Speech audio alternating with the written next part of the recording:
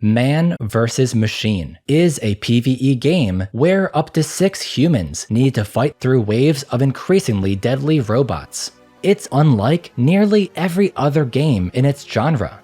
Not because Man vs. Machine itself is especially revolutionary, but because it's a game inside another game. Man vs. Machine is a PvE game mode inside the otherwise PvP game Team Fortress 2. Okay, big deal. You go from shooting bots to shooting players. What's the difference? Well, is PvP 6v100? Does PvP let you upgrade your weapons to absurd degrees? Does PvP have sentry busters or tanks or giants? Do all PvP enemies have the same AI patterns that you can learn and take advantage of? Turns out, Man vs. Machine is very different from the game it's lumped inside of, despite using the same classes with all the same weapons. How you use a weapon in one mode may be totally different from how you'd use it in the other. And what makes this especially tricky is that Man vs. Machine was not a part of TF2's release. It came years later, after the PvP side of TF2 had gotten dozens of major updates. There's no debating it. PvP is the real TF2, while PvE is a side mode, which makes understanding Man vs. Machine's balance extremely tricky. It's all too easy to make false assumptions about Man vs. Machine's balance because just look at it. It's the same classes using the same weapons. Of course, things that work in PvP will work in PvE. Of course, things that suck in PvP will suck in PvE. How did players come to discover all the ways that Man vs. Machine differs from the base game? How did Valve handle balancing 2 very different games at once? There's only one way to find out. This is the evolution of Man vs. Machine.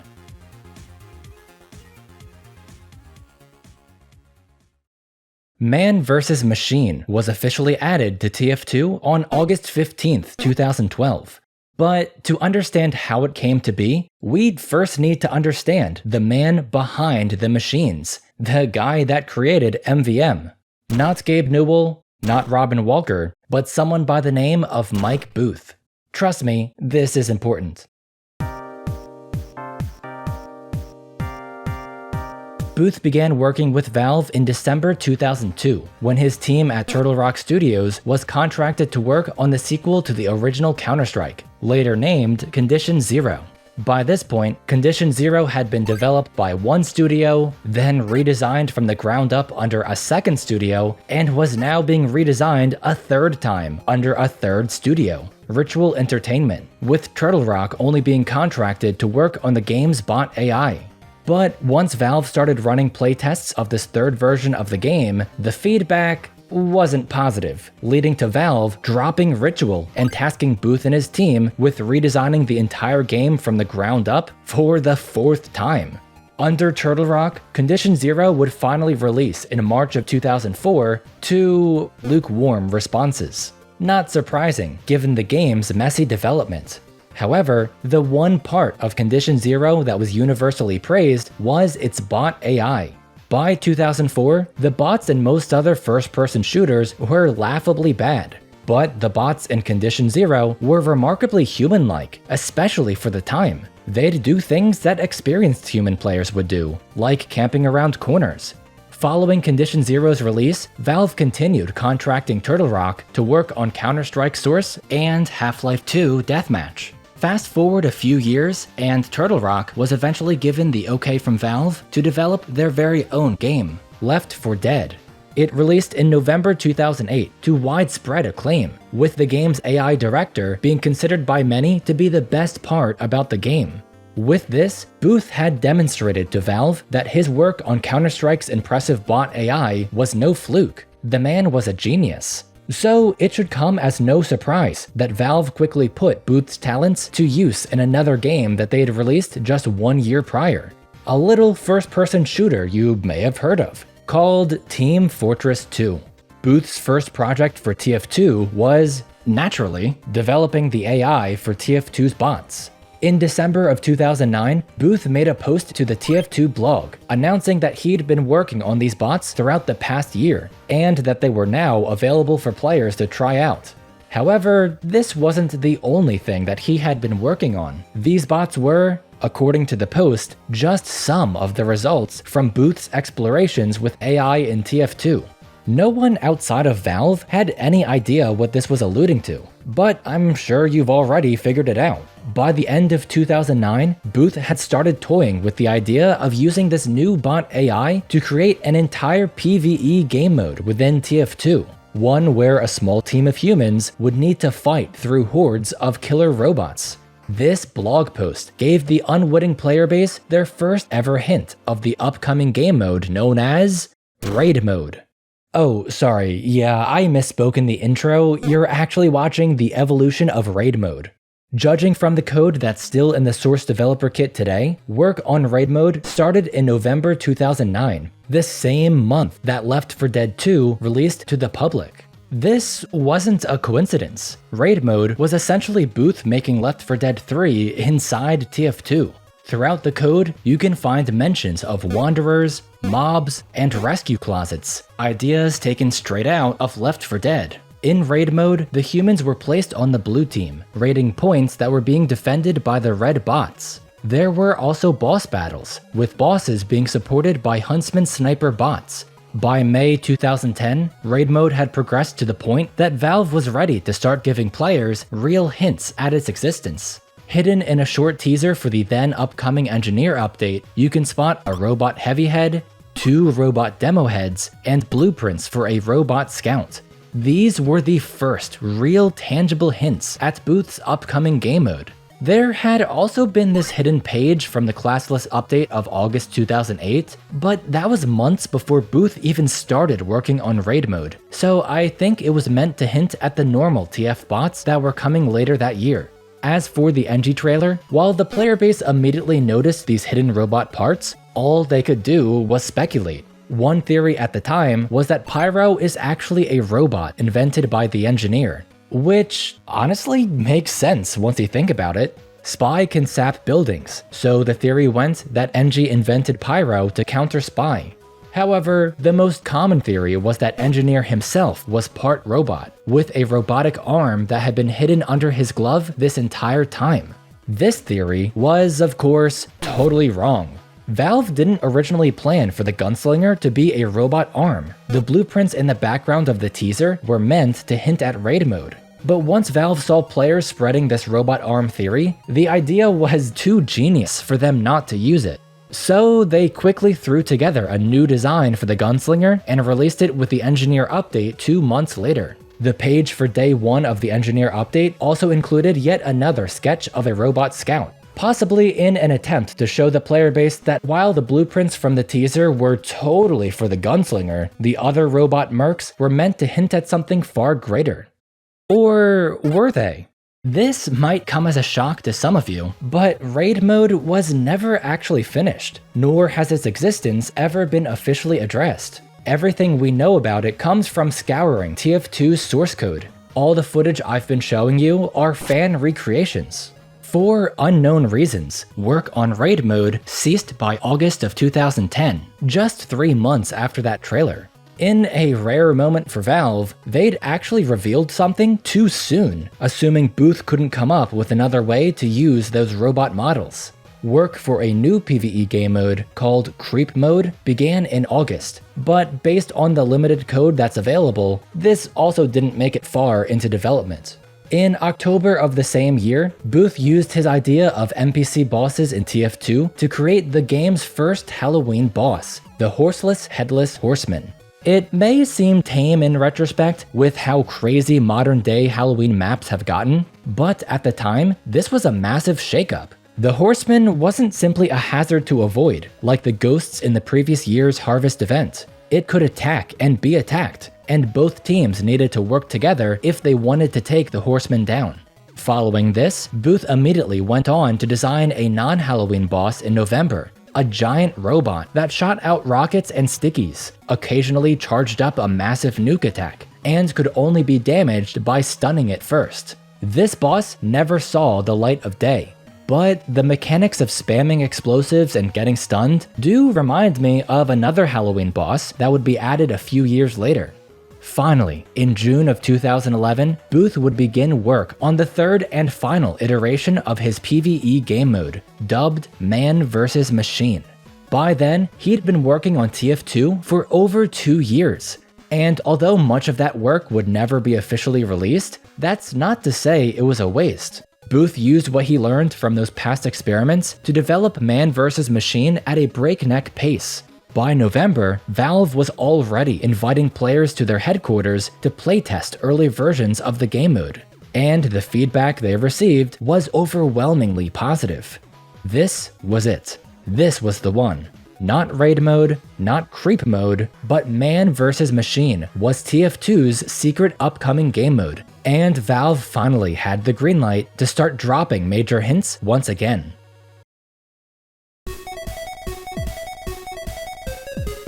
In the Australian Christmas update of December, just 1 month after the Man vs. Machine playtests, Valve released CP Foundry to the game. The map itself is kinda mid, but it was within this map that Valve hid the first new hints at the upcoming game mode since the engineered trailer from over a year prior. Well, hid is a bit of an overstatement. In Red's final spawn room, you can clearly see a red soldier standing in front of a door labeled Top Secret. He's, not supposed to be A-posing. He used to have a unique animation with his arms crossed, but that's since been broken in some unknown update. Foreshadowing at its finest. No clipping through the door reveals a room with 4 blurry photos. Players quickly identified these as robotic versions of the Mercs, just like the ones seen in the NG update trailer. On the opposite side of the room is a wall with 2 rows of numbers. 1961, the year that General Motors installed the first ever industrial robot, and 13-22-13, which, going by the order of the alphabet, spells out MVM. This acronym was immediately cracked by the player base, with Man vs. Machine becoming the widely accepted name for this upcoming, whatever it was. It's actually pretty insane to look back at old forum posts and see people talk about Man vs. Machine months before the name was officially confirmed. As a bonus, CP Foundry had another hidden room on the blue side of the map, with a poster cropped by wooden boards that spelled out Tobor, or robot backwards. In February 2012, Valve released a blog post announcing that they were planning on releasing some secret project later that year. It was MVM. It's MVM in case you couldn't tell. Players at the time still weren't sure what MVM would be, with some thinking Valve was only making these robot models for the regular TF bots to start using. But over the following 2 months, references to mysterious audio files started popping up in the sound cache for Mountain Lab and Thunder Mountain, with the names of those files mentioning things like giant robots, tanks, buying upgrades, and using power-ups. The Pyromania update of June saw the release of Doomsday, another Valve map with a secret room hinting at MVM. In addition to the same 4 photos seen in Foundry, this room also had a map with 3 locations marked: Manworks, Death Pit, and Cactus Valley, locations that weren't based on anything in the game already. That same day, a lucky few people would also be given early access to Source Filmmaker through its closed beta. Inside, players found the models of the robot heads that, presumably, had been imported to use in the Engineer teaser trailer back in 2010. That would explain why the bots are red here. That trailer was made back when Raid mode was still in development, which had its bots play on the red team. These bot models were also painted to have the same skin tone as their human counterparts, making them not look very robotic, especially if viewed from a distance. By now, the player base had once again cracked the code. The working theory was that MVM would be a wave-based PvE mode, where players fought against robots while upgrading their characters. Some even correctly connected the recently added Halloween bosses as a piece of the puzzle, not even knowing that the bosses and MVM were both developed by the same one man. Again, this was all before MVM had actually been announced in any official capacity. But by August 10th, it appeared as though that official announcement was right around the corner. Mysterious tanks could be spotted in the distance on certain maps, similar to the 2011 Grootborts rockets that hinted at the then upcoming Grootborts weapons. A bloodstain was also added onto the TF2 website, which, when clicked on, linked to a hidden page revealing the existence of Grey Mann. I'll explain him in more detail later, but basically he's the bad guy controlling the robots in MVM. The following day, a second bloodstain appeared, leading to a new hidden page that... Okay, so way back in the 2009 Halloween update, there was this hidden page of a will that had one paragraph hidden under sand. Fast forward to August 11th, 2012, where that hidden paragraph was finally revealed to include a warning about Grey Mann. So, technically, the first hint at MVM's existence wasn't the engineer trailer, but this random page from 2009. Yeah, I'm calling bullshit. If you overlay the two images, you can clearly see that the bits of text hidden under the sand are not the same. Also, you see that seam there? That's what happens when you want to extend a texture without stretching it, so you take a section and copy-paste it. Meaning, when Valve made that first page in 2009, they didn't think to also prepare a version without the sand ahead of time, forcing some poor employee to make this sloppy MS Paint edit 3 years later. August 11th also introduced, oh god, the MVM ARG. For those unaware, an ARG is basically a virtual treasure hunt. There'd been one for the Pyromania update back in June, which used this item called the damaged capacitor. The big string of numbers correlated to the date and time that Pyro posted to the TF2 blog, June 22nd at 15 o'clock, while the small string spelled out the letters GRAY. After the update, most of the items used in the ARG were removed from the game, while the damaged capacitor was renamed to the barely melted capacitor. And 2 months later, on August 11th, this item was made to be the catalyst for an utterly insane chain of events that ultimately led to the release of the MVM update. Ready? Okay. The barely melted capacitor was changed on August 11th to be equipable, and its item schema, the code that an item's functionality is based off of, was updated to have a seemingly random string of characters for each merc. When high-fiving someone with the barely melted capacitor equipped, one of nearly 2,000 possible jokes would appear in the chat. By mapping the item names from these jokes to hex codes, along with those class-specific strings from earlier, players uncovered files for each class. They came in different formats, like image files that led to QR codes, or sound files that played Morse code. Each file granted a single word as part of the puzzle. Each file other than spies, which was locked behind a key pass password. Taking the words from every other class's files, turning those words to hex using the PGP word list, and stringing those hex codes together unlocked the spy's zip file, which contained yet another QR code. Running it and the other QR codes through a process called exclusive OR led to this link, which you can still access today. The image contained a cryptic crafting recipe with letters that spell out Tobor dotted in blood. After using the recipe, a server-wide alert would ring out to everyone in-game, alongside the sound you're hearing right now. Only then would day 1 of the MVM update finally be unlocked. This was insane, but it makes sense for Valve to go through all the effort of setting this up. They weren't gonna just drop arguably the single largest TF2 update of all time out of nowhere. They wanted to stir the player base up into a frenzy by dangling the keys to the update right in front of them, just barely out of reach. So how long did it take for someone to make it to that crafting recipe? Half a day. Within 12 hours, a small group of dedicated players had already cracked the puzzle wide open. Valve, in a blog post they wrote the same day they'd launched the ARG, noted that they'd expected it to take weeks for the community to figure it out, not hours. Thankfully, the update was already done, so it's not like there was any unfinished content that had to be rushed out. It's just really funny that Valve probably spent more time setting up this ARG than it took the community to actually solve it. The moment that in-game alert was sent out, 2 new comics were released to explain the lore behind the upcoming mode.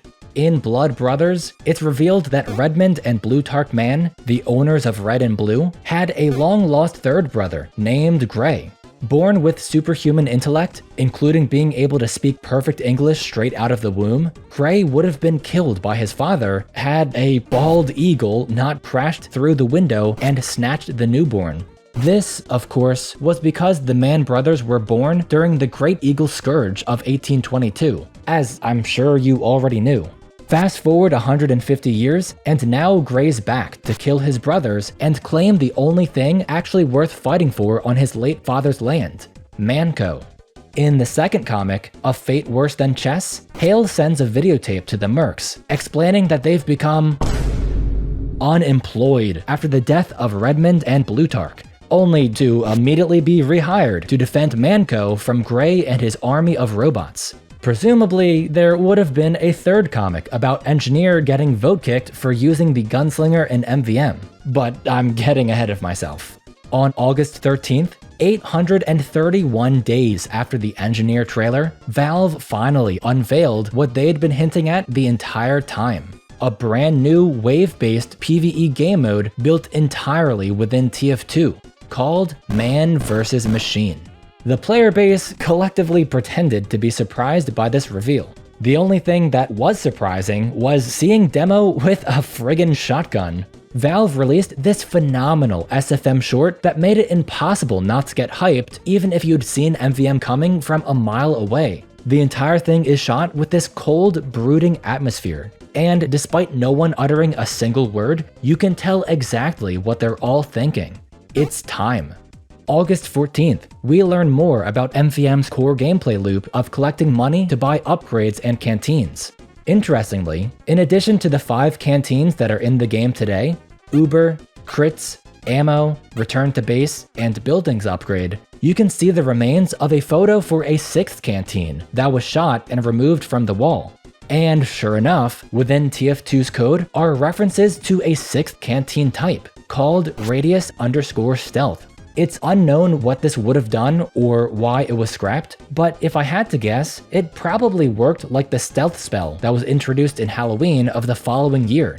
This update page also included a tactics section full of Valve-approved MVM strats, though most of these quote-unquote strategies were just listing out specific upgrades. Like for Soldier, one of his tips is upgrade rocket launcher to increase damage, firing speed, reload speed, and projectile speed. Oh, I should upgrade my primary weapon? Thanks, Valve. I never would have thought of that.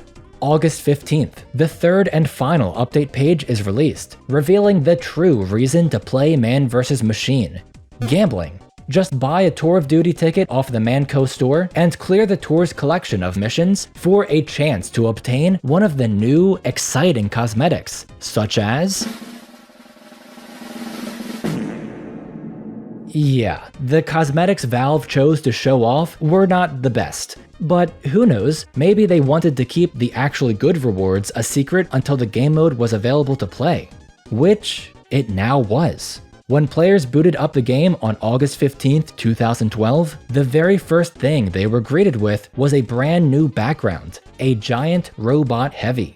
And upon further inspection, they'd also find that a new button had been added to the menu: Play Co-op. After over 2 years of development, Man vs. Machine was finally available to play. With MVM finally out in the wild, the initial response from the player base was largely the same. Let me in. 2 years of hyping this thing up, and apparently Valve forgot to make sure MVM's matchmaker could handle the huge flood of players. It immediately buckled under the immense stress, leaving the vast majority of players waiting endlessly on a screen that claimed there were dozens, if not hundreds of empty servers that the matchmaker was refusing to put them in. Yes, there were community servers, but this was long before the create a server button actually created a real, publicly available server like it does today. Many of the community servers at the time switched to hosting the new MVM content, but there weren't nearly enough to satisfy the high demand. Were people surprised that the new content was broken on day one? No, not really. Veteran players knew what to expect by now, but that didn't make it any less excruciating. Imagine getting teased about this massive new game mode for years, only to be stuck staring at the screen once the update finally dropped. MVM's initial launch was very rough, but even if you weren't one of the lucky few that got to play on day one, the matchmaker woes slowly began to subside over the following few days. Everyone that wanted to try MVM for themselves was eventually able to. So, putting those matchmaker issues aside, what was the real initial response from the player base? Man vs. Machine was pretty good. If you've made it this far into the video, I'm gonna assume you already know the basics of MVM. But I'd also assume you're subscribed to the channel, and you know what they say happens when you assume. I'm assuming you know at least. So to make sure we're all on the same page, here's a brief rundown of how MVM works. If you use in-game matchmaking, there's two ways to play MVM, Boot Camp and Man Up. They're both the same game mode, except Man Up requires purchasing Tour of Duty tickets and gives you loot at the end of each mission. After completing a tour, aka beating the 4 missions that are bundled together to form that tour, you also get the chance at obtaining some of that, highly desirable loot.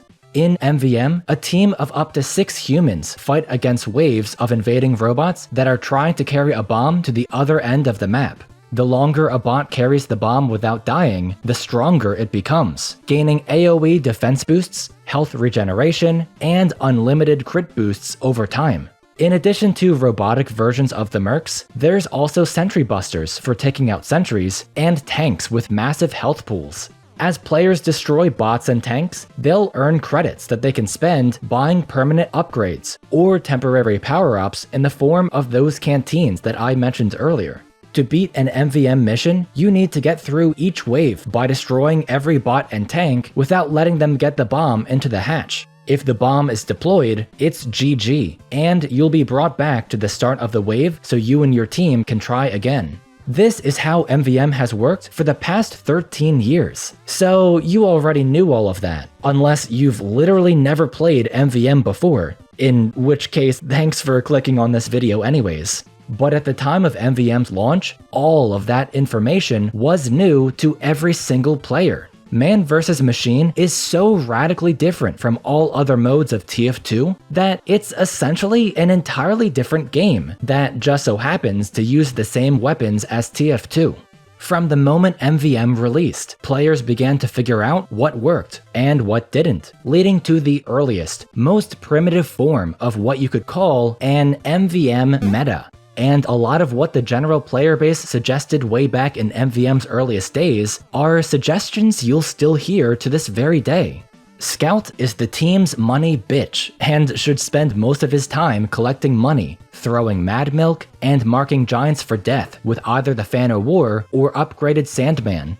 Soldiers should use the buff banner to boost their team's damage, and the Beggar's Bazooka is extremely powerful in the late game once you have enough credits. Pyro is obviously garbage, and only useful for pushing the bomb back and pitting giants with Air Blast.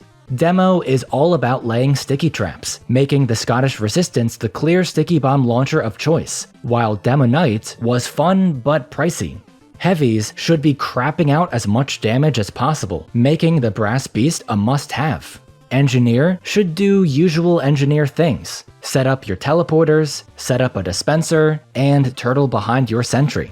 When it came to dealing with sentry busters, players quickly learned to pick up their sentry and run towards the sentry buster to bait it into exploding early.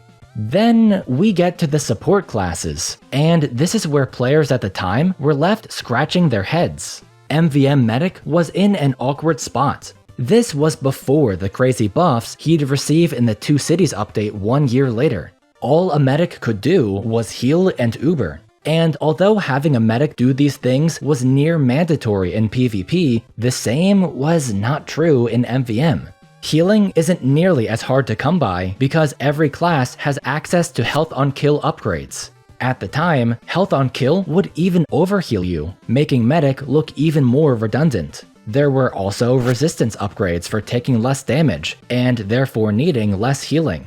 There was healing from the omnipresent dispenser, the range of which could be upgraded to match the mediguns without having the mediguns limitation of only healing one player at a time. The majority opinion at the time was that there was only one viable way to play medic, using the Kritzkrieg. Something that the player base quickly came to understand is that in MVM, damage is the name of the game. If you don't put out enough damage to kill the robots quickly, they'll make the wave significantly harder by breaking your defensive hold, typically leading to a team frantically scattering across the map while the bomb carrier accrues more and more boosts. So, the Kritzkrieg being able to triple a teammate's damage output was even more useful in MVM than it was in PvP. But was it better than having that medic just play another power class? Arguably not. Power classes could not only overheal themselves with health on kill, but also give themselves stock or Kritzkrieg Ubers via canteens. On the other hand, having a medic would grant these things without needing to spend credits on them, allowing the power class to focus on upgrading their damage even further. Good medics also knew to farm Uber off of low-threat bots and sentry busters with the Ubersaw, with some even suggesting buying a tick or two of swing speed.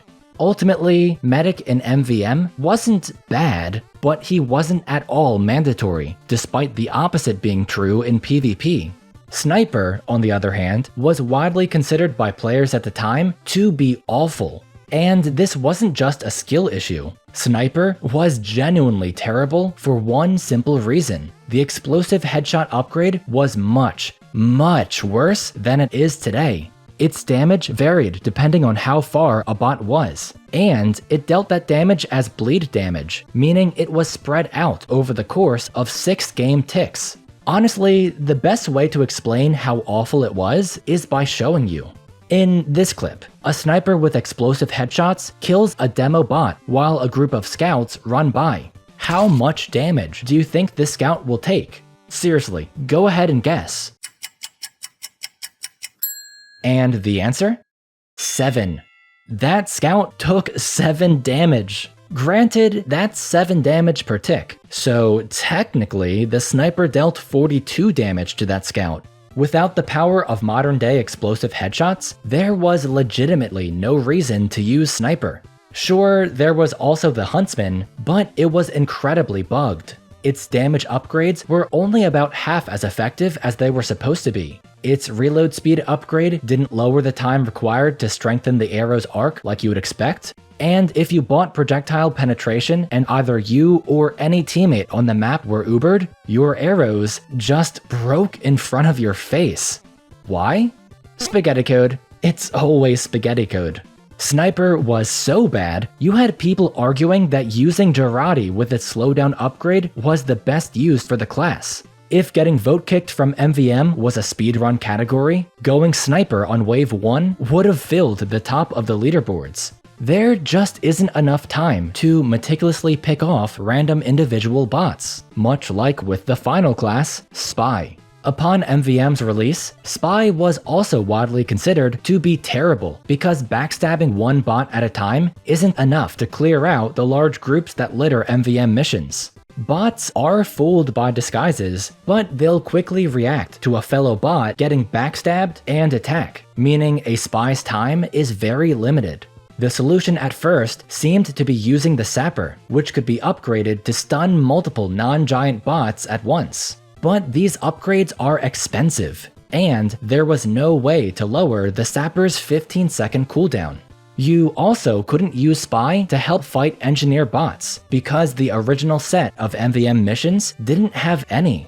Which was confusing, since players had seen the engineer bot's head in those SFM leaks. The theory at the time was that Engi-bots were the ones driving the tanks, which I find so funny because I've never stopped to consider the possibility of a bot being inside of the tank to drive it. I just assumed the tanks drove themselves, I guess. On the whole, MVM's original class balance was solid, though there were definitely some classes that felt lacking. But even if Valve felt MVM's balance was perfect and needed no changes, it would literally be impossible for them not to change MVM's balance so long as they continued rebalancing TF2 as a whole. Listen close, because this is crucial for understanding MVM's history. Like I said earlier, MVM is a PvE game that uses weapons from a PvP game. What this means is that every single time a weapon or mechanic is changed for PvP, it's automatically changed in MVM too, regardless of whether Valve accounted for that or not. If they nerf a weapon for PvP, they're nerfing that weapon in MVM. If they buff a weapon for PvP, they're buffing that weapon in MVM. So what should Valve do if a weapon is ever balanced in PvP but problematic in MVM? Thankfully, Valve already had a solution in mind, and it was the obvious one. Give that weapon some sort of MVM-specific nerf. For example, Heavy's miniguns have the highest DPS in the game, reaching well over 500 DPS. This is balanced in PvP because a Heavy first needs to rev up, meaning he can get caught off guard and die without landing a single shot. Heavy is also extremely slow when revved, letting enemies run away or corner peek. In MVM, however, the factors that balance Heavy's DPS don't apply against tanks, which move at a snail's pace and can't fight back. This left Valve with a tough choice. If they didn't give tanks enough health, Heavies would be able to solo them with ease. But if they gave tanks more health to account for Heavy's DPS, they ran the risk of making tanks impossible to destroy without a Heavy. So they chose the third option, give all miniguns a 75% damage penalty specifically against tanks. Another example was with the Your Eternal Reward, which immediately disguises you as whoever you backstab without dropping any previous disguise. Valve must have felt like this would be too powerful for clearing out groups of bots, which, as we all know, is Spy's main job, because they made the Your Eternal Reward work differently in MVM. Backstabbing a bot drops your disguise before giving you a new one, alerting all nearby bots of your presence like with any other knife. Shortly after MVM's launch, Valve even updated the Your Eternal Reward stats to clarify that its rapid disguise only applied to human targets, i.e. not robots. Engineer, meanwhile, was cut some slack by letting all his buildings redeploy instantly. There were a few upgrade discrepancies too, like the direct hit only having 3 ticks of damage instead of 4, or damage upgrades for demos primaries and secondaries costing 500 credits instead of 400, and boosting by 20% instead of 25%.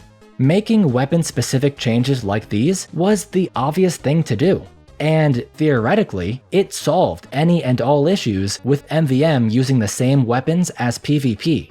But there was one catch. If Valve wanted to maintain MVM's balance, it would be their responsibility to keep coming back and reevaluating as MVM inevitably changed over time. Even if Valve wanted to be done with MVM, they couldn't. Not until they were also done rebalancing TF2 as a whole.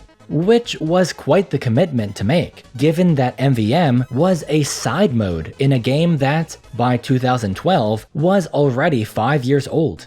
Regardless, that's what they'd signed up for by bringing Mike Booth on to make MVM in the first place. Really, Valve was quite lucky in that regard. Booth was the MVM guy. If there's ever an MVM problem, just leave it to him. Speaking of problems, let's talk about the original batch of MVM loot, the proverbial carrot on a stick meant to keep players hooked. At MVM's launch, there were only 2 difficulties for missions, normal and advanced, and the only tour was Operation Steel Trap. Beating your first mission in the tour gave you a pretty neat looking badge, but once you had it, you had it. The real loot was the new bot-themed cosmetics and bot killer weapons. The bot cosmetics were awful, like to the point that Valve shouldn't have even bothered making them. Most of them are just some other hat, but worse in every possible way. There weren't many other robotic/mechanical cosmetics at the time, so it was impossible to theme your whole loadout around them like you can today. The only ones that weren't straight downgrades were the Pyrobotics pack and the Tin 1000, with the latter being weird because, again, NG bots were not a thing originally. Then we get to the bot killer weapons, which, let's just say it was ballsy of Valve to assume people would actually find these appealing. There were two variants, silver and gold, and both were pretty tacky. The bot killer wrench was kinda cool, the bot killer knife is alright, and the rest are just stock weapons. With a scrotum. I'm not saying nobody wanted them, but pretty much everyone could agree that the bot killer weapons and bot themed hats were major letdowns. Keep in mind, TF2 had just gone free to play in 2011. If you'd bought TF2 for $20, your only reward was a single controversial looking hat.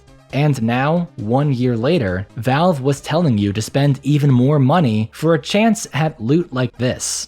So, sure, the loot kinda sucked. The matchmaker issues were infuriating. And some classes were seen as so bad that picking them was a one-way ticket back to the main menu. But don't let any of that fool you into thinking that the player base's response to MVM was anything other than extremely positive. Valve had just added an entirely new, fully fleshed out game mode to a game that was 5 years old and counting. Even if you had zero interest in playing MVM for yourself, that fact alone was enough to make you excited for the future of TF2. Oh, if only they knew. In the weeks following MVM's launch, players continued honing their skills, and our boy Mike Booth went right back to work on more MVM content, developing code for the upcoming engineer bots as early as September 2012. On October 9th, MVM saw its first ever content update, just 2 months after its release. 2 new tours were added, with each being classified under a new difficulty. Operation Oil Spill with the new lowest difficulty of Intermediate, and Operation Gear Grinder with the new highest difficulty of Expert. That Expert label was more than appropriate, because Gear Grinder includes what's widely considered today to be the hardest Valve mission ever made: manslaughter. Wave 3 in particular seems purposefully designed to cause as much chaos in the average unorganized lobby as possible. There's Super Scouts, which need to be focused down as soon as they spawn, otherwise they'll run right past you. There's Tanks, which can be all too easy to neglect while you focus on stopping those giant scouts. And there's Uber Medics attached to a total of 8 giant heavies, just to make absolutely sure your team is always one mistake away from losing the wave. These new missions were also the first to feature a brand new type of giant medics. Waves with giant medics were notoriously difficult for uncoordinated teams to make it through, because these medics carry a roided out version of the quick fix that heals 200 times faster than usual. That's thousands of health healed per second, making a giant medic's patient virtually unkillable. Your team needs to take the medic out first, but there's an additional catch. Giant medics pop Uber under the same conditions as any Uber medic. If their health drops below 50, or their patient's health drops below 50%. And since giant medics use the quick fix, popping their Uber heals them all the way back to full. If you aren't attacking the medic with burst damage, there's a good chance you'll knock them into that sub 50 health threshold, making them pop Uber and undo virtually all of your progress. With Gear Grinder being astronomically harder than the original Steel Trap tour, you'd expect the loot to be at least a little better? Nope, more ballsack weapons. The new loot for both new tours were just reskins of the original bot killer weapons. Even the badges were reskins of Steel Trap's badge. Once again, extremely disappointing. Lastly, this update even came with some balance changes. The time that giants were marked for death from the Fano War and upgraded Sandman was slashed in half from 15 seconds to 7 seconds. That was still more than enough for smart scouts that knew to wait until their team was ready and in position to focus the giant down. But for scouts that mindlessly marked with no regard for their team's positioning, they were now much more likely to do nothing but waste their own time. Take note of this. Valve, or likely Mike Booth specifically, just nerfed the strategy to make it require more coordination than before. The nerfs didn't stop there either. All recharge rate upgrades were lowered from 20% increments down to 15%, with a new maximum of 60% instead of 80%. Fair enough, the old 80% cap let Mad Milk recharge in just 3 seconds, making it very spammable. Though, wait, this nerf also affected Jarate. Did Valve really just make the worst class in MVM even worse? Well, yes, but actually no. The final balance change was a massive buff to explosive headshots. Now, it would always deal a minimum of 150 base damage, with that damage being dealt all at once. Kind of weird that it's still considered bleed damage and not explosive damage. But hey, that does allow it to bypass the resistances of Fist of Steel heavies. And as if trying to compensate for the minuscule nerf they'd given to Jarate, Valve even added an entirely new slowdown effect for any bots that didn't immediately die to a headshot, making it much easier to land the next one. This is the explosive headshot we know today. Kind of. Notice anything strange? Not every medic is dying to explosive headshot. It looks bizarre to us today, but this wasn't a glitch. It's actually how this buffed explosive headshot was meant to work. See, back in the day, all Valve servers had a mechanic known as random damage spread. You can check out this video from some nerd for a more in-depth explanation. But all you need to know is that it led to weapons not subject to damage falloff randomly dealing more or less than their base damage. Famously, this is what allowed the lock and load to occasionally one-shot light classes. And it's what caused explosive headshots to deal less than 150 damage about half of the time, potentially leaving medic bots in that sub 50 health threshold and causing them to pop Uber rather than drop it. Make no mistake, this was still great for dealing with Uber medics. If a team isn't able to one-shot every medic as soon as they spawn, the next best thing is to pop their Ubers ASAP. Snipers could also better their odds at dropping medics by getting a second tick of explosive headshot, and guarantee the kill by getting a third. Plus, outside of medics, Sniper was now insanely effective at clearing out groups of small bots in general, with just one 350 credit upgrade. Was this buff going too far? Probably, but it was hard to say at the time given the average player's skill level. In any case, Sniper could finally go toe-to-toe with the other power classes in MVM. Moving on from the October 9th update, MVM would receive another content update just 2 weeks later, on October 26th. As you may have guessed from the date's proximity to Halloween, this was indeed the release of Wave 666, my personal favorite Valve mission. The theming is on point, between the unique nightmare difficulty, the spooky reskin of Coaltown, and even the bots all being reskinned to look like zombies. Wow, we've really come full circle, huh?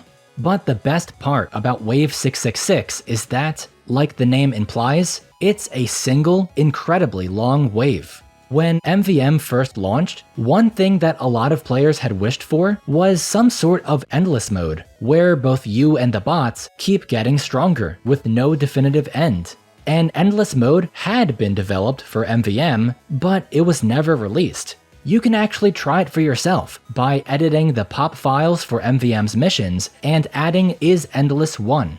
It's really cool from a cut content perspective, but I get why it was cut.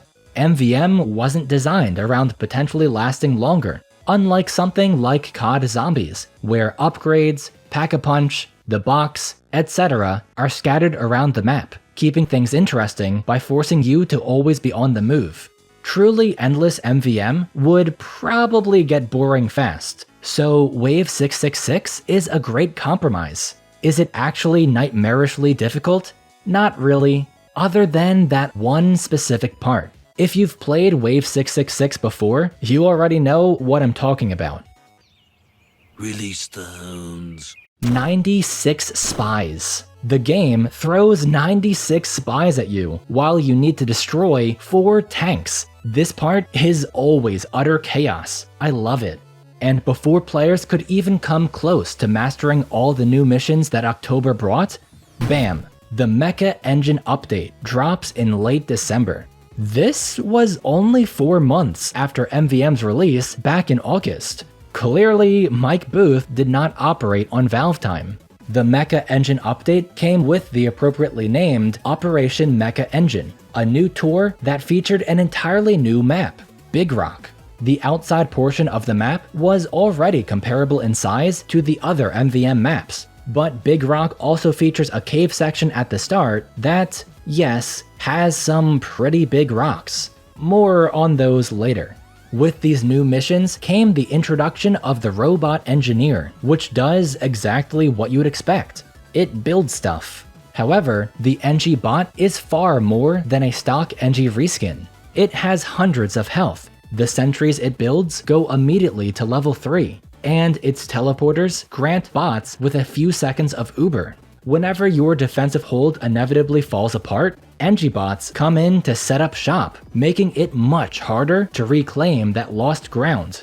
Alongside the Robot Engineer, Mecha Engine also came with the first ever set of true MVM bosses. There's Major Bomber in the mission Disintegration, Sergeant Crits in Broken Parts, and Captain Punch in Bone Shaker. These bots are even bigger and stronger than the usual giants, which is made clear when their health bar appears on the HUD. These bosses are a lot of fun, mixing up MVM's usual gameplay by forcing your team to focus on a single massive threat. Unfortunately for Valve, they were also very easy to cheese, and it involved an oversight that had been part of MVM since its release.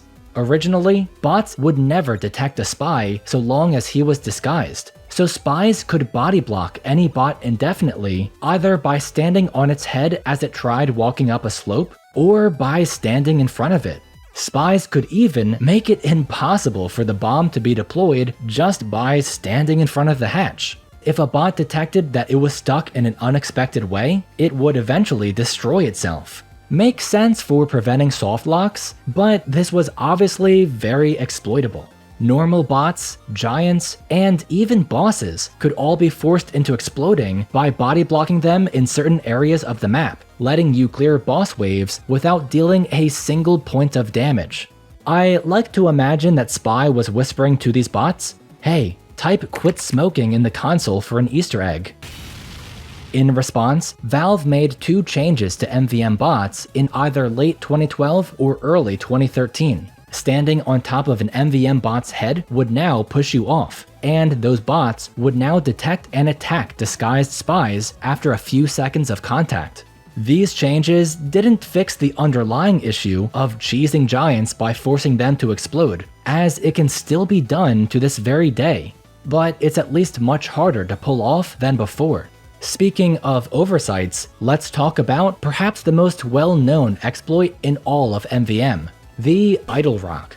This is what's known as a God Spot, a place where players can stand without updating their location to the system that bots use for attacking. So if you stand in this corner and jump onto the rock, bots won't attack until they round the corner, because that's when the spot you were standing in before jumping on the rock enters their line of sight. There are spots like these on every MVM map, but this one on Big Rock is by far the most well known because of how insanely overpowered it is for Sniper. Bots only have a single spawn area on this map, and standing on the Idle Rock gives you the perfect angle on them. As if that wasn't game-breaking enough, you could also build sentries that were 100% impossible for sentry busters to reach, though this would be fixed 1 year later. Now onto the new loot, and oh boy, more ballsack weapons.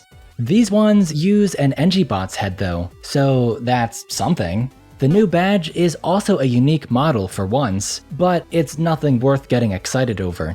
Last, Mecha Engine brought a few general changes worth talking about. Although it's not specifically MVM related, I'd be remiss if I didn't mention the new Rescue Ranger, letting MVM NGs heal sentries from afar and yoink them away from sentry busters. Crit boosted bots got unique blue borders around their class icons on the HUD to indicate that they were in fact crit boosted. Previously, their icons looked the same whether they were crit boosted or not, meaning you literally had no way of knowing prior to the wave starting unless you looked it up. Someone on your team told you, or you'd played that wave before. That's terrible design. I'm really surprised that wasn't changed immediately. Better late than never, I suppose.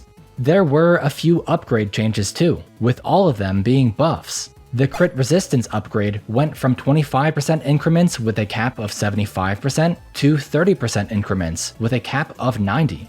Probably for the better, given the sheer volume of crits that some waves throw at you. Jump height's cost dropped from 200 down to 100, making it a pretty good mobility option for how cheap it was. Projectile speed's cost dropped from 200 to 150. Sure, not much to say there. And the cost for Medic's Canteen Share upgrade was lowered to 350, down from a staggering 600 credits. If you're wondering why I didn't mention this upgrade when talking about Medic's viability earlier, this is why.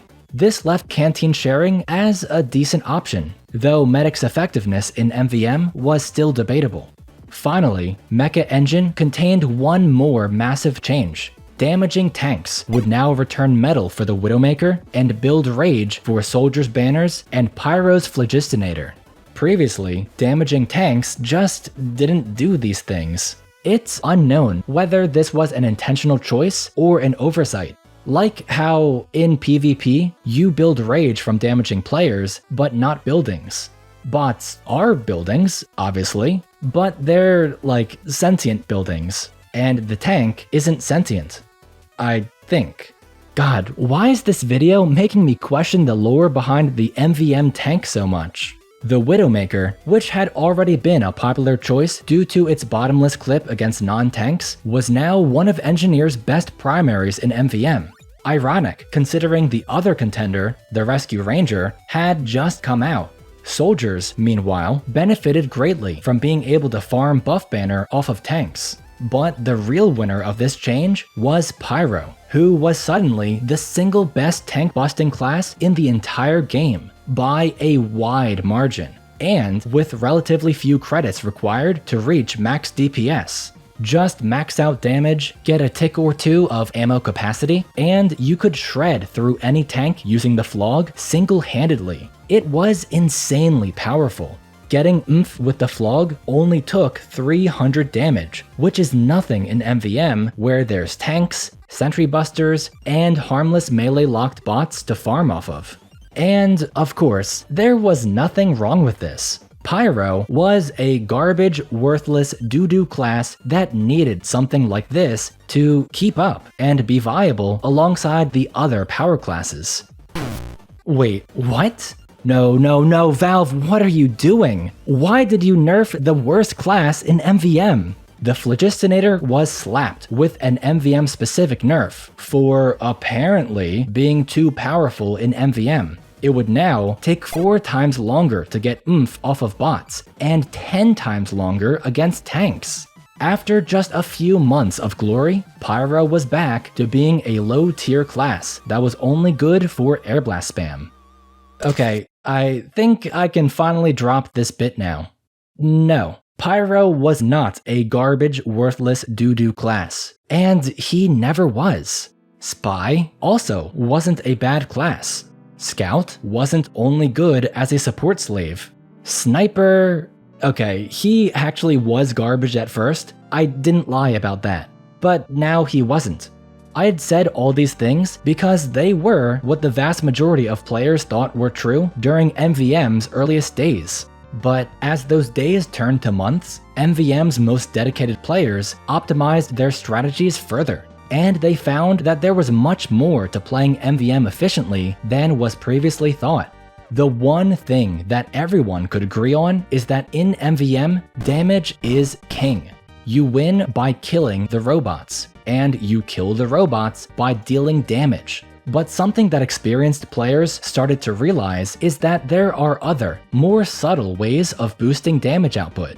Take the Kritzkrieg for example. It can triple your pocket's damage, which is obviously very useful in the game mode all about damage. But if your pocket dies, their damage is multiplied by 0. There are situations where using the stock medigun can actually boost damage even further than the Kritzkrieg. Imagine being on a team where your best damage dealer is playing heavy or pyro. Critzing the heavy means lots of bullets missing from bullet spread, and critzing the pyro will likely end in his death. Use stock Uber, however, and either class can get right up in any giant's face without any fear of death. In that sense, stock Uber does boost damage. It lets your pocket get within hugging range and maximize damage ramp up. We don't really think of stock Uber this way in PvP because humans know to run from Ubers, and the things that don't run, engineers' buildings, aren't affected by ramp up. It's a similar story for the Conjurer, which was buffed in July 2013 to grant a speed boost in addition to its heal on hit effect.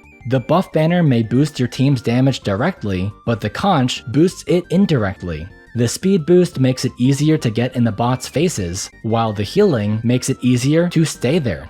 For heavies, knowing how to abuse damage ramp up is crucial, even without a medic on your team. Originally, the Brass Beast was viewed by most as the clear minigun of choice. It does more damage, in the game mode where damage is everything. But even in MVM, the rev up speed penalties are crippling, especially if you need to keep stopping to get ammo. You can park yourself next to the dispenser, but then you're missing out on a lot of damage from both bullet spread and damage falloff. Switch to the stock minigun, and you'll find it much easier to get in the robots' faces, then get out for ammo, then get back in again. When played optimally, this will very often result in more damage than if you'd used the Brass Beast. Stock's extra flexibility also makes it easier to get into position for body blocking, a powerful strat for keeping bots at point-blank range to prevent them from furthering the bomb, and, you guessed it, keep abusing max ramp-up. Sentries are also great at body blocking, especially since sentry health upgrades combined with the Wrangler's shield grant sentries an insane 2,592 effective health. So, although everyone knew that damage is king, not everyone realized that there are other ways to boost damage beyond equipping a certain unlock or buying damage upgrades. But what if I told you that even that first part wasn't true? This is where those initial assumptions on MVM's gameplay go from misguided to self-contradictory. Damage is king. It's why the buff banner is so good. It lets your team deal more damage. It's why players considered the Kritzkrieg practically mandatory on Medic. It lets your team deal more damage. But Scout? The offensive class? The guy with the powerful shotgun? No, he's not supposed to deal damage because, he just isn't, okay? It sounds reasonable at first. In PvP, Scout struggles against large groups and high health targets, which make up the vast majority of bot encounters in MVM. But Scout only struggles with these things in PvP because he's a light class with only 125 health. In MVM, Scout becomes an insane tank through the overheal he gets from collecting money. This overheal is completely uncapped. The only limit is the amount of credits there are to pick up, which is often more than enough to let MVM Scouts maintain health higher than heavy. Telling a 400 health Scout that he shouldn't be fighting is a bit silly. Especially when you consider that a fully upgraded soda popper or shortstop are among the best tank busting weapons in the game, thanks to them reloading their entire clip at once. Yes, Scout is that powerful. Spending all of your credits on survivability as Scout is a total waste, not just because of that overheal, and not just because of Scout's unique instant respawn, but also because robots will have a hard time hitting you in the first place. They, unlike humans, don't lead their shots very well. You can dodge a lot of damage just by running in circles or zigzags. Scout is amazing for drawing aggro away from your teammates, enabling them to get close and, once again, maximize their damage output without fear of dying. The same is true for Spy, who's arguably the best class at manipulating bot aggro for the benefit of his team. Bots are programmed to basically always turn around and lock onto Spy shortly after a backstab, with very few exceptions. So if you see your team's Spy going for a backstab, you'll know to rush in and take full advantage of the bots getting distracted. The Spy won't even die from the sudden focus fire because the dead ringer and the massive damage resistance it grants are incredible in MVM, letting Spy repeat this process over and over again. When MVM first launched, most players assumed that Spy was for crowd control. That's what the Sapper was for anyways, and Valve's nerfing of the Your Eternal Reward also suggested the same. But no. Dedicated MVM players quickly found that Spy was awful at clearing out groups. In fact, community MVM servers have tried playing with an unnerfed Your Eternal Reward in more recent years, only to find that it wasn't at all broken like Valve had originally feared. No, Spy's real specialty is being the single best giant killer by far. By maxing out the armor penetration upgrade, every single backstab will deal over 900 damage to a giant. For reference, that's about as much damage as 8 stickies. So, Spy, for 1600 credits, can put out damage on par with a full sticky trap from the stock sticky bomb launcher every 0.8 seconds. Or even faster, because, oh yeah, you can also upgrade the knife's swing speed. And sure, the giant you're wailing on will turn around and focus you after a few stabs. But as I said earlier, that just makes it easier for your teammates to rush in and finish off the now heavily weakened giant. Or you could learn to circle strafe to defeat literally any giant in the game single-handedly within seconds, which is made even easier by upgrading move speed, an upgrade that's already excellent for Spy even without this circle strafing tech. Spy is not a bad class in MVM. He's specialized, more so than any other class, which led to him being grossly misunderstood by most players at the time. Much like the final class I'd like to expand upon, Pyro. Similar to Scout, most players incorrectly assumed that Pyro's weaknesses in PvP carried over 1-to-1 in MVM. It's true that Pyro's effective range is extremely short, leading to WM1ing getting you killed just like in PvP. But the difference is that humans have this nifty thing called object permanence. Imagine this, you're playing as Heavy and an enemy Pyro charges at you. You rev up and land a few shots before the Pyro retreats behind a corner. Do you immediately unrev now that there's no enemy in your line of sight? No. You'd stay revved because you know that Pyro is still there and you want to be prepared if he tries charging at you again. In MVM, however, Heavies do unrev the moment an enemy leaves their sight. Notice that there is a slight delay between entering the Heavy bot's line of sight and it revving up. All bots are programmed to have this human-like reaction time, but without the object permanence that humans actually have, meaning you can use corners or props to take advantage of this reaction time over and over again. With some speed upgrades, Pyro can also run as fast as a Scout, letting you strafe and zigzag to dodge a ton of enemy fire. Sure, Pyro doesn't get Scout's insane credit overheal, but that's what Health on Kill is for. Plus, this was back when activating the Flog would immediately heal you to full and give massive damage resists while taunting. Even with the charge rate nerfs, the Flog was still an incredible tank buster on top of being a great all-around damage dealer. Dedicated players just needed time to learn how to manipulate bot aggro in order to unlock Pyro's full potential in MVM. And that was a good enough reason for why these gaps in knowledge between dedicated and casual MVM players were starting to arise. For now, at least.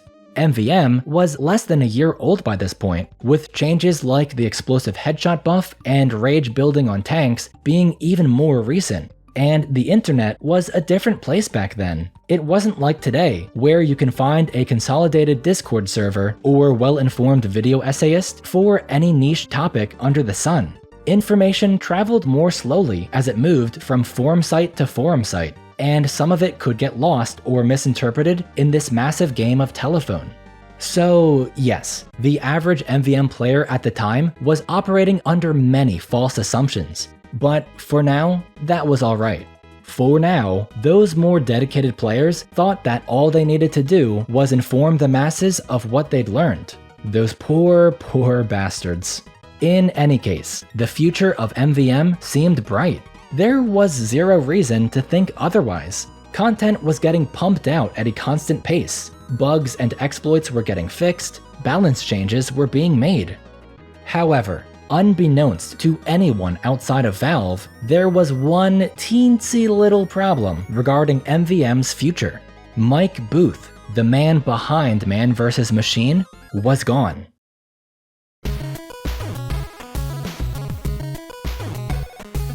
Let me start off by saying that despite spending days scouring the internet, I still don't have a clear explanation on what happened. But here's the timeline of events. September 2012, Booth begins developing code for the Engineer bot. December 2012, the Mecha update drops. May 2013, Mike Booth is now working at Blizzard, not Valve. Okay, so logically, he must have left somewhere between December 2012 and May 2013. And it just so happens that there'd been significant layoffs at Valve within that exact time frame in February 2013. So, case closed. Mike was laid off and he found new work at Blizzard, right? Maybe, but this is where things get confusing. Gary Newman, the creator of Gary's Mod, thought to compare Valve's employee page to a backup from January, and found that names such as TF2 art director Moby Frank had been removed. Mike Booth's name wasn't on that page in February, but it hadn't been there in January either, or in December 2012, or August 2012. Booth's name had been removed sometime between June 14th and June 25th, 2012. But there's no way that's when he left Valve, before Man vs. Machine even came out. Was he laid off, or did he leave on his own accord? Your guess is as good as mine, but the fact remains. By May of 2013, Mike Booth was no longer at Valve. A bit of a minor setback, but hey, this is Valve we're talking about. Sure, the creator and lead developer, hell, possibly the only developer, for Man vs. Machine was no longer at the company. But would finding a replacement in one of the most prolific software studios on the planet really be that hard? Well, based on how the rest of this story plays out, let's just say that whoever did replace Booth had no fucking clue what they were doing. Subscribe if you don't want to miss part 2. We've got a lot more to cover, including but not limited to the Two Cities update, Valve breaking MVM, Valve breaking MVM by trying to fix previous things that they broke, a controversial canister of gas, and hopefully the community MVM update, assuming Valve hasn't forgotten about it. As always, thanks for watching, and special thank you to my patrons.